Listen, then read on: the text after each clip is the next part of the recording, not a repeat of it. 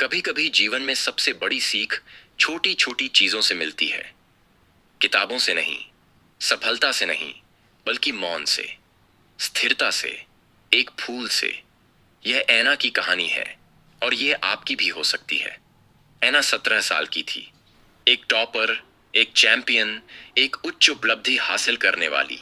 वह हमेशा एक कक्षा से दूसरी कक्षा में, एक परीक्षा से दूसरी में, स्कूल में प्रथम, हर परीक्षा में प्रथम। लेकिन अंदर से वह महसूस करती थी कि वह थक गई है। वह ठीक से सो नहीं पाती थी। वह पहले की तरह मुस्कुराती नहीं थी। उसका दिमाग हमेशा और अधिक के पीछे भागता रहता था। एक शाम उसकी मां ने कहा, ऐना, तुम्हारी गर्मियों की छुट्टियां आ गई हैं। जाओ और गांव में अपनी दादी से मिलो। ऐना ने भौहें सिकोड़ी। दादी के घर पर कोई वाईफाई नहीं है, कोई नेटफ्लिक्स नहीं है, कोई दोस्त नहीं है। उसकी मां मुस्कुराई। शायद तुम्हें इसी की जरूरत है। जब ऐना अपनी दादी के घर पहुंची तो सब कुछ धीमा लगा। कोई ट्रैफिक नहीं, कोई फोन कॉल नहीं, कोई शेड्यूल नहीं। बस पक्षियों की आवाज, धरती की खुशबू और मौन की शांति थी। उसकी दादी ने उसे गले लगाया और कहा, मेरी छोटी तितली, तुम घर उड़ गई हो। ऐना हंसी। मुझे लगता है कि मैं एक थकी हुई मधुमक्खी की तरह हूं। दादी दादी मुस्कुराई। ठीक है, तो अब समय आ गया है कि यह मधुमक्खी बगीचे में आराम करना सीखे। अगली सुबह दादी ने उसे सुबह 6 बजे जगाया। चलो किसी से मिलते हैं, उसने कहा। अभी भी नींद में काम है, उन्होंने कहा। इन फूलों को रोज पानी दो, उनसे बात करो, उन्हें बढ़ते देखो। ऐना ने पलक झपकाई। बस इतना ही पानी देना और पौधों से बात करना? दादी ने सिर हिलाया। हाँ, और रुको। दादी ने सिर हिलाया। हाँ, और रुको। पहले तो ऐना को समझ नहीं आया। उसने ऐसा सिर्फ इसलिए किया क्योंकि दादी ने उसे पानी साफ करने के लिए बैठने के लिए कहा था। पानी साफ करने के लिए बैठो। लेकिन धीरे धीरे कुछ बदलने लगा। उसने देखा कि एक छोटी सी कली एक फूल में बदल रही है। उसने एक तितली को एक पत्ते पर धीरे से उतरते देखा। उसने अपने चेहरे पर सूरज को महसूस किया और उसे अच्छा लगा। वहां कोई निशान नहीं था, कोई ट्रॉफी नहीं थी, कोई तालियां नहीं थीं।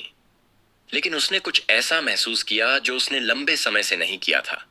एक शाम ऐना ने अपनी दादी की ओर रुख किया और कहा, दादी, मुझे नहीं पता क्यों, लेकिन मैं बेहतर, हल्का और खुश महसूस कर रही हूं।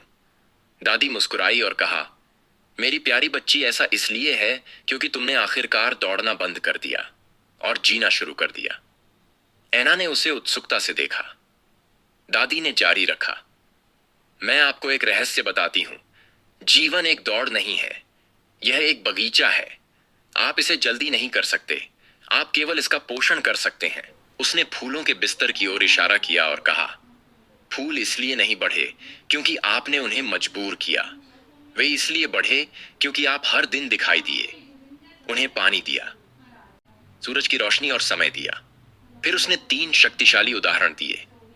एक किसान बीज बोता है और इंतजार करता है।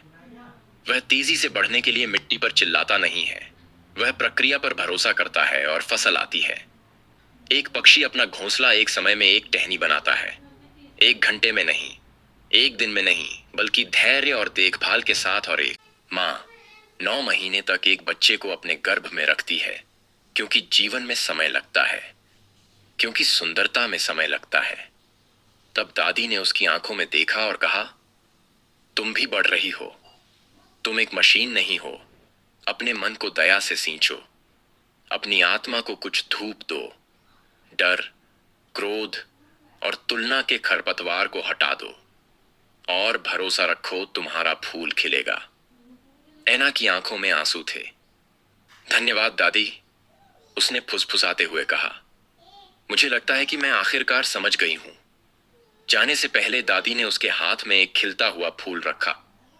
तुमने इस फूल को बढ़ने में मदद की, उसने कहा, और ऐसा करते समय तुमने खुद को भी बढ़ने में मदद की। ऐना मुस्कुराई। अगली बार जब मुझे जीवन में खोया हुआ महसूस होगा तो मैं अपने अंदर के बगीचे में वापस आऊंगी, एक ऐसी दुनिया में जो परिणामों के लिए दौड़ती है। याद रखें कि जीवन में सच्चा विकास समय लेता है। हमें तेजी से आगे बढ़ना, जल्दी खत्म करना, जल्दी जीतना सिखाया जाता है, लेकिन सब कुछ तेजी से नहीं होता है। कुछ चीजें धीरे धीरे बढ़ने के लिए होती हैं। प्यार के साथ, समय के साथ, देखभाल के साथ।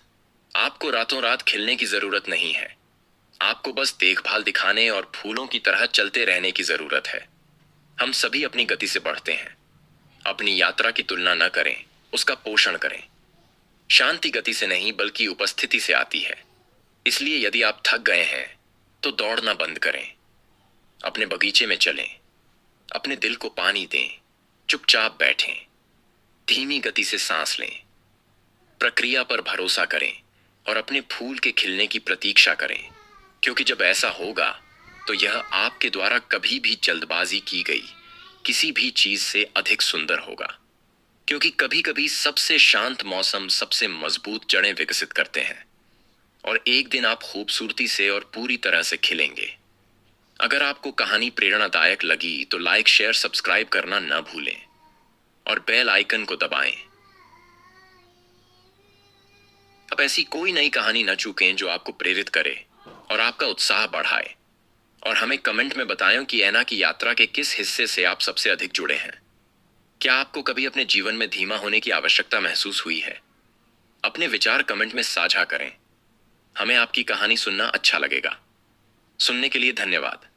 अगले वीडियो में मिलते हैं। स्वस्थ रहें, खुश रहें। अलविदा।